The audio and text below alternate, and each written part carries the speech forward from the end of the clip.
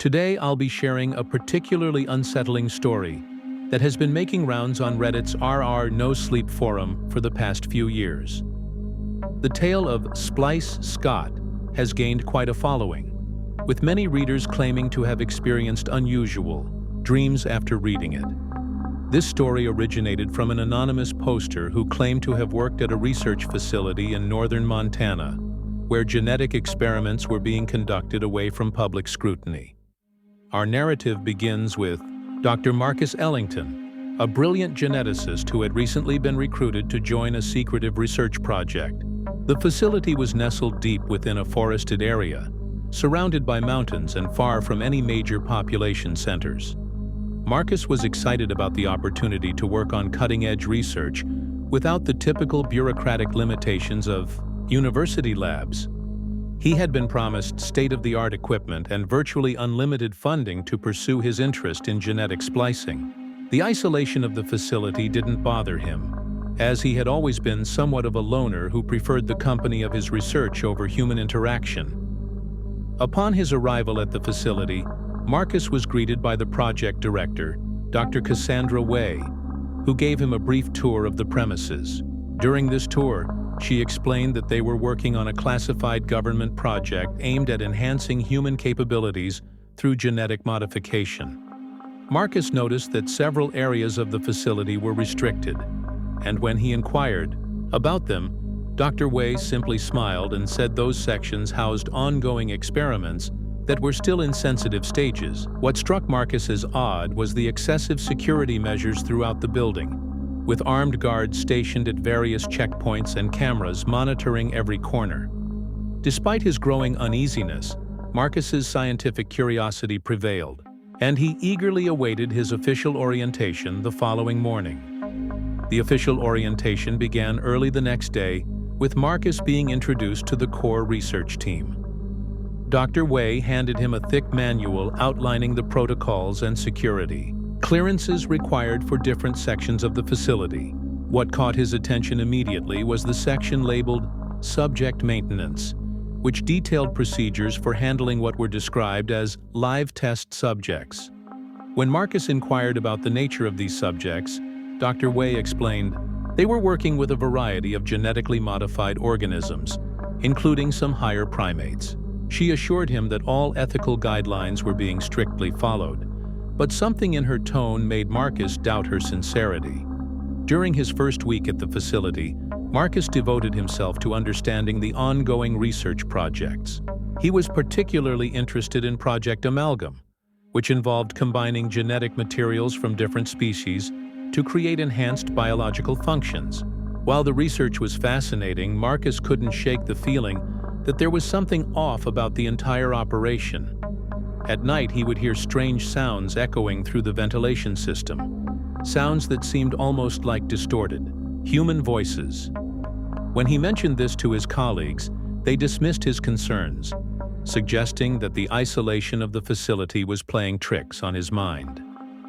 On the 10th day of his employment, Marcus was working late in his lab when the power briefly flickered. In that momentary darkness, he caught a glimpse of movement in the corridor outside his lab. When the lights came back on, he saw what appeared to be a silhouette moving swiftly around the corner. Curiosity getting the better of him, Marcus followed. The figure, making his way toward a section of the facility marked Restricted Area, Clearance Level Alpha Required. The door to this section had been left slightly ajar, which struck him as a serious security breach. Hesitating only briefly, Marcus pushed the door open and stepped into a dimly lit corridor that led to another set of heavy metal doors marked Splice Containment. Behind those heavy metal doors, Marcus discovered a large laboratory filled with containment units. Each unit had thick glass walls and contained what appeared to be medical observation equipment.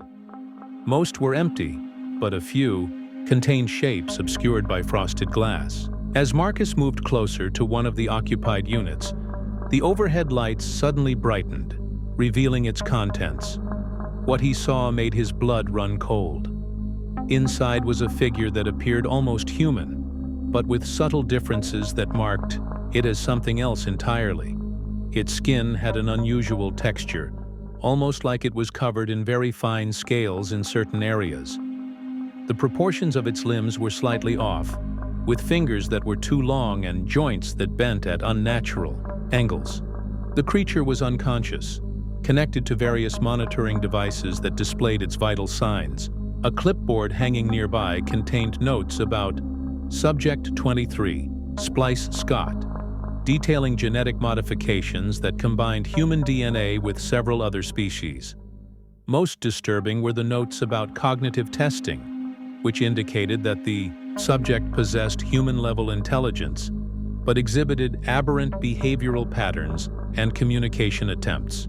Marcus realized with horror that this was no simple genetic experiment on tissue samples or lower organisms. They were creating hybrid humans, and based on the numbering system, this wasn't the first. As Marcus was processing this disturbing discovery, he heard footsteps approaching. Quickly, he ducked behind a large piece of equipment, his heart racing as Dr. Wei entered with 2 security guards.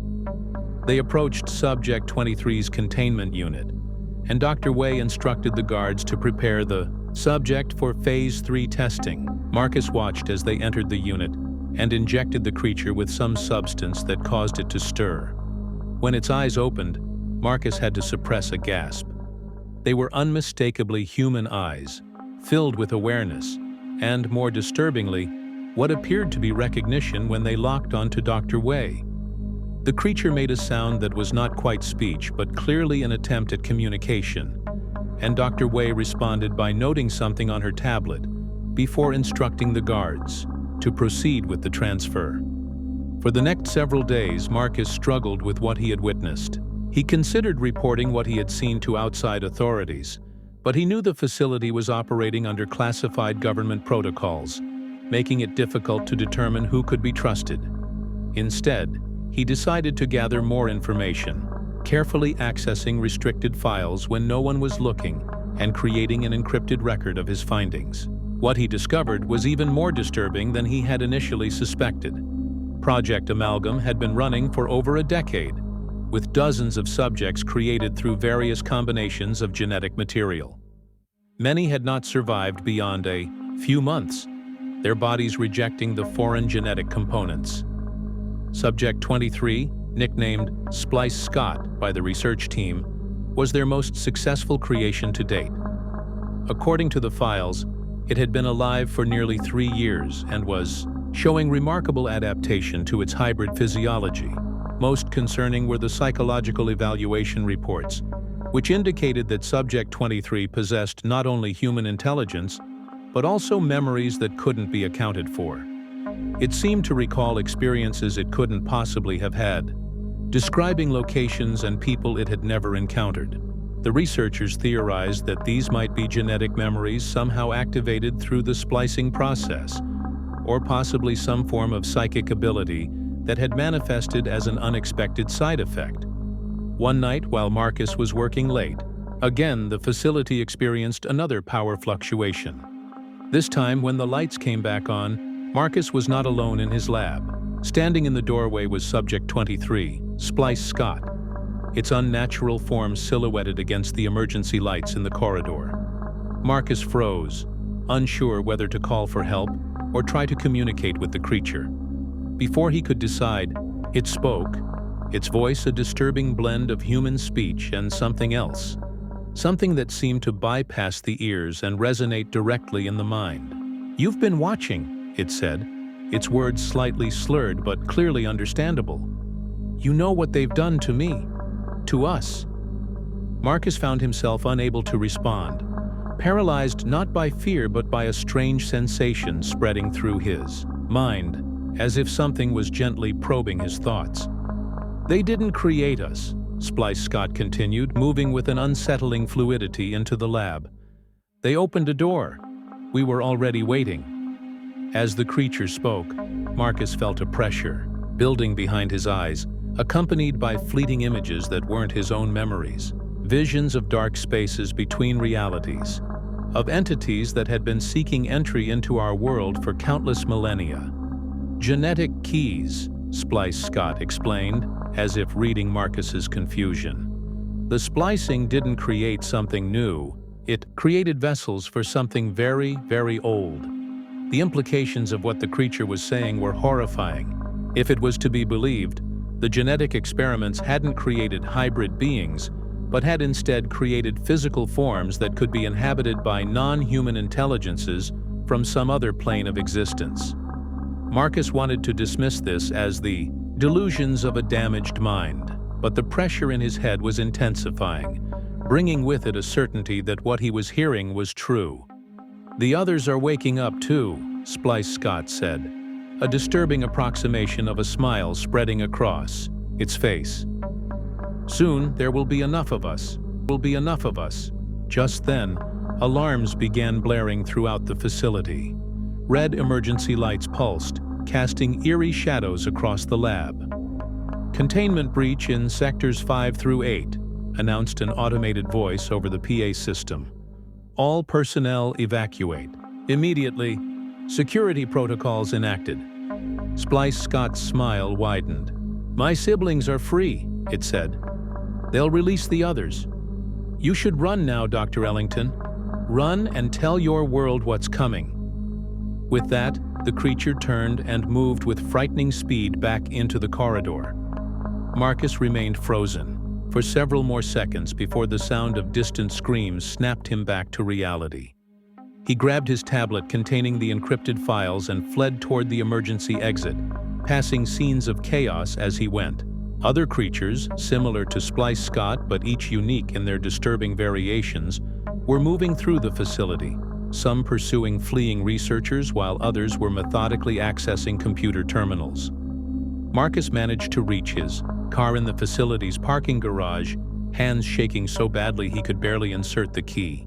As he sped away down the mountain road, he could see flames beginning to engulf sections of the research building behind him. He drove for hours without stopping, putting as much distance as possible between himself and the horror he had witnessed. When he finally stopped at a remote gas station to refuel, he checked his tablet, relieved to find that the files were intact. They contained everything: the genetic codes, the experimental procedures, and most importantly, the evidence of what had really happened at the facility. After careful consideration, Marcus decided against going to the authorities directly. Instead, he uploaded the encrypted files to multiple secure servers and set up a dead man's switch that would release the information publicly if anything happened to him. Then he shared his story anonymously on several online forums, including r/no-sleep, hoping that someone would take it seriously. In the weeks that followed, Marcus noticed strange news reports about unusual phenomena occurring near the former location of the research facility. Hikers reported seeing strange figures moving through the forest at night, and several nearby towns experienced unexplained power outages and electronic malfunctions. Marcus now lives off the grid, constantly moving from place to place. He avoids using technology whenever possible, fearing that the entities might be able to track him through electronic means. In his most recent anonymous update, he claimed to have encountered other former employees from the facility who had also escaped. They've formed a small group dedicated to monitoring the situation and preparing for what they believe is an inevitable wider incursion. Most disturbing of all was Marcus's final warning, that he sometimes dreams of Splice Scott and the others, and in these dreams, they're no longer confined to physical bodies, but are spreading like a contagion through human consciousness itself. Whether you believe this story or not, Marcus left one final piece of advice. If you start having unusually vivid dreams about people with slightly wrong proportions and eyes that seem to look through rather than at you, do not engage with them. Simply wake up and whatever you do, don't invite them in.